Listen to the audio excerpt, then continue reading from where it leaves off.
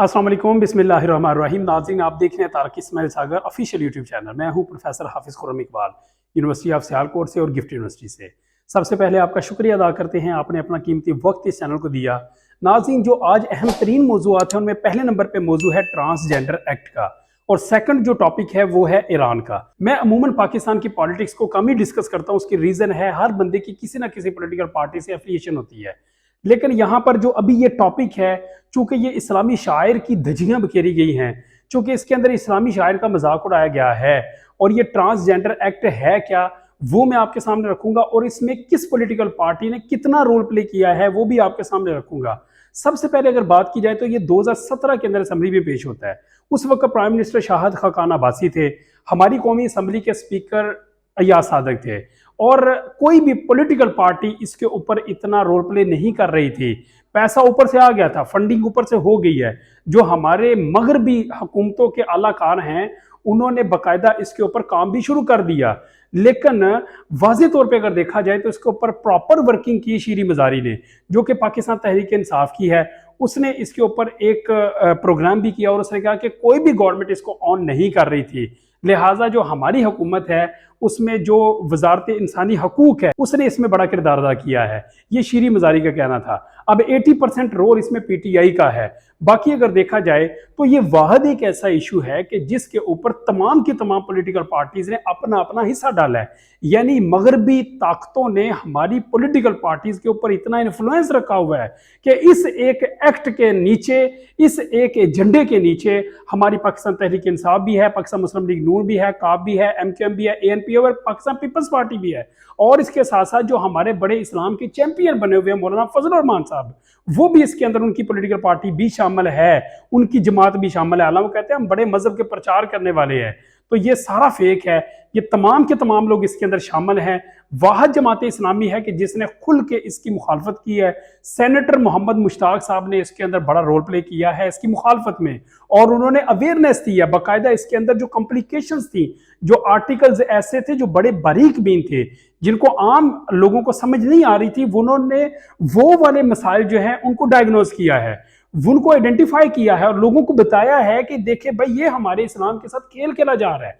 तो ये सेनेटर मोहम्मद मुश्ताक को हम अप्रिशिएट करते हैं इस हवाले से कि बड़ा अहम काम किया। जाहिर है कोई बंदा भी या कोई भी पॉलिटिकल पार्टी ओपन तो नहीं गेट खोल देता, इसके लिए बाकायदा वो क्या काम करते हैं, वो ऐसी शिक्के रख देते हैं कि आम लोगों को समझ ही ना आए और असेंबली मेंबरान को भी ये समझ ना आए, तो उनका काम भी हो जाए, अगयार भी खुश हो जाए, उनको पैसा भी मिल जाए, उनकी तिजोरियां भी भर जाए, उनके स्विस बैंक के अकाउंट के अंदर पैसा भी आ जाए। ट्रांसजेंडर एक्ट एक्चुअली ये एक्ट है कि जिसके जरिए अगर कोई मर्द नादरा के ऑफिस में जाए, या वो खुद से ही अपने आप से सेल्फ परसेप्शन उसकी ये हो कि मुझे ऐसा फील हो रहा है कि मुझे जो है खवातीन वाले जो मसाइल हैं वो मेरे अंदर उजागर हो रहे हैं, यानी वो समझता है कि मैं एक मर्द नहीं हूं, मैं एक औरत हूं, तो वो नादरा ऑफिस में जाता है, वहां पर जाकर वो उनको कहता है जी कि मुझे फीलिंग्स आ रही हैं खवातीन वाली। ये उसकी सेल्फ परसेप्शन है, ये उसका एक नफ्सियाती मसला है। अब उस नफ्सियाती मसले का हाल तो ये है कि जितने भी डॉक्टर हजरात हैं उनके ऊपर मुश्तमिल एक मेडिकल बोर्ड बैठाया जाए और उसका प्रॉपर इलाज किया जाए, लेकिन ये नहीं होगा। ट्रांसजेंडर एक्ट के जरिए उस बंदे को बाकायदा इलाज के लिए रिकमेंड नहीं किया जाएगा, बल्कि क्या किया जाएगा, फौरी तौर पे ऐसा कार्ड इशू किया जाएगा, आईडी कार्ड उसका ऐसा बनाया जाएगा जिसके ऊपर मर्द का औरत लिख दिया जाएगा, और ऐसे खाने के अंदर अगर औरत जाती है और वो कहती है कि मुझे मर्द वाली फीलिंग्स आ रही हैं, तो उसके आईडी कार्ड के ऊपर जो खाना है वहां पर औरत की बजाय मर्द लिख दिया जाएगा। और फिर अगर किसी भी महकमे के अंदर वो जॉब के लिए अप्लाई करते हैं तो वो महकमा भी उनको जो है वो जांच पड़ताल नहीं करेगा उनकी, बल्कि बगैर किसी तरद्दुद के उनको वो जॉब दे देगा। ये एक्चुअली एक दरवाजा खोला गया है ऐसे लोगों के लिए जो गेज है या लेस्बियन है, और ये खास तौर पे जो यूरोपियन कल्चर है उसको हमारे पाकिस्तान के अंदर नाफज करने का एक घिनौना खेल है। आप देखिए इंडिया के अंदर भी इस तरह का एक्ट आया, लेकिन वहां पे सुप्रीम कोर्ट ने ये एलामिया जारी किया कि अगर ऐसा कोई केस होगा तो पहले मेडिकल बोर्ड बैठेगा, डॉक्टर हजरात उनको चेक करेंगे, उसके बाद फिर डिसीजन लिया जाएगा कि इस बंदे को डिक्लेयर करना है फीमेल या नहीं करना, या इस फीमेल को मेल डिक्लेयर करना है कि नहीं करना। तो ये ऐसी एक खराफात है जो हमारे मुल्क पाकिस्तान में, इसलिए मैं कहता हूं हमारा मुल्क पाकिस्तान अब इस्लामिक रिपब्लिक ऑफ पाकिस्तान की जगह पर बनाना रिपब्लिक ऑफ पाकिस्तान की तरफ मूव हो रहा है। اور اس میں بڑا کردار ہمارے پولیٹیشنز کا ہے. آپ دیکھیں کبھی یہ ختم نبوت والے معاملے کو اسمبلی کے اندر لے آتے ہیں اور یار اس کے اوپر بحث ہی نہ کرو آپ.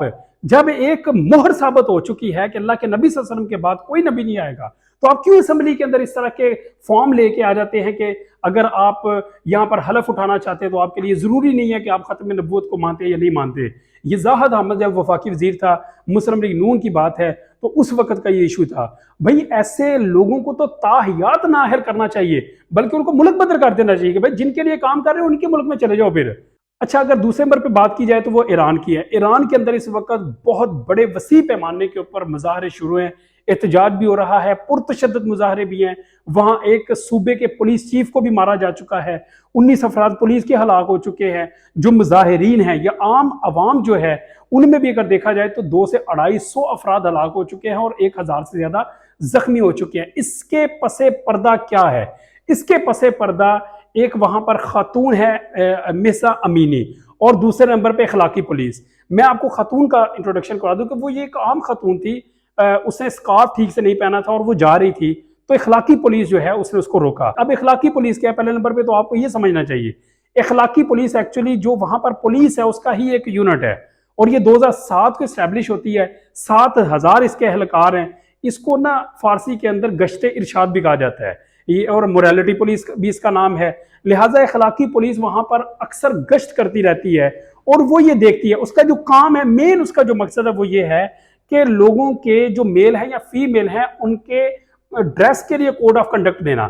یعنی وہ کس طرح کے کپڑے پہنیں گے, کوئی ولگر لباس پہن کے وہ باہر تو نہیں نکلے, بازار کے اندر تو نہیں آئے, سڑکوں کے اوپر گشت تو نہیں کر رہے. تو یہ پولیس اگر کوئی ایسا منظر دیکھ لیتی ہے تو وہ اس کو وارن کرتی ہے. اگر فیمیل ہے یا میل ہے ان کو وارن کیا جاتا ہے کہ آپ کا جو ڈریس ہے یہ اسلامی کلچر کے بالکل اگینسٹ ہے. تو لہٰذا وہ پھر کیا کرتے ہیں, وہ پھر باز آ جاتے ہیں, وہ اپنے ڈریس کو ٹھیک کر لیتے ہیں. اچھا, اگر یہ وار نہ کرے, ان کے پاس یہ بھی اختیار ہے کہ یہ ان کو قید بھی کر سکتے ہیں, یعنی یا قید کر سکتے ہیں یا ان کو خبردار کر سکتے ہیں, وارننگ دے سکتے ہیں. تیسرے نمبر پہ ان کو فائن بھی کر سکتے ہیں. اب اخلاقی پولیس نے اس مہسا امینی کو گرفتار کیا, جیل کے اندر ڈالا, 3 دن وہاں پر اس کی حالت کومے میں رہی. چوتھے دن پھر یہ انتقال کر گئی. اس کے انتقال کے بعد پورے ایران کے اندر مظاہرے شروع ہو گئے. خواتین نے اپنے سروں کے بال کاٹنے شروع کر دیے احتجاجاً, اور اس کے ساتھ ساتھ اپنے اسکارف کو چوکوں کے اندر جلانا شروع کر دیا, آگ لگانا شروع کر دی. اب یہ مظاہرے ایران سے نکل کے افغانستان میں بھی آ چکے ہیں, اور یہ مظاہرے ایران شہر کے اندر پہلے 30 شہروں میں تھے, پھر 50 کے اندر ہوئے, اب 80 شہروں میں پھیل چکے ہیں, اور اب یہ پرتشدد مظاہرے ہو چکے ہیں. پہلے نمبر پہ جو ابراہیمی رئیسی ہیں, جو بڑے سخت گیر موقف رکھتے ہیں, انہوں نے اس کے اوپر کمپرومائز نہیں کیا تھا کہ ہم مظاہرین سے بڑے سخت انداز سے نمٹیں گے. لیکن اب وہ بھی ہار مان چکے ہیں, اور وہ یہ کہتے ہیں کہ اب ہمیں اپنے موقف کو نرم کرنا پڑے گا اور مظاہرین کے ساتھ ہمیں ڈیل کرنا پڑے گی یا مذاکرات کرنا پڑیں گے. اور انہوں نے اعلان بھی کیا کہ ہم مہسا امینی کے اس جو وہاں پر اس کا قتل ہوا ہے اس کے خلاف ہم تحقیقات بھی کریں گے. تو میں یہ سمجھتا ہوں کہ اس طرح دیکھیں, ایران اور سعودی عرب دنیا کے اندر 2 ایسے ممالک ہیں جس سر عام سزائیں دیتے ہیں.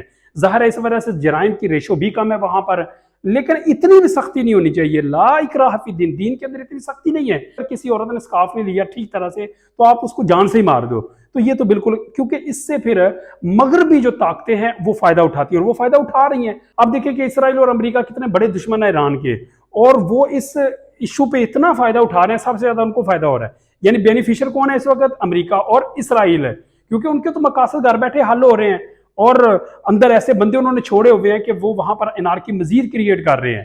تو یہ یہاں پر آ کر اگر دیکھا جائے تو حکومتوں کو اس حوالے سے اپنی پالیسیز ایسی بنانی چاہیے کہ جس میں سختی والا جو فیکٹر ہے وہ نہ ہو بلکہ نرمی والا ہو, تاکہ اس طرح کی جو صورتحال جو اس وقت ایران کی ہے یہ دوبارہ کسی اسلامی ملک میں نہ دیکھی جا سکے. بہت زیادہ اپنا خیال رکھیے گا. السلام علیکم.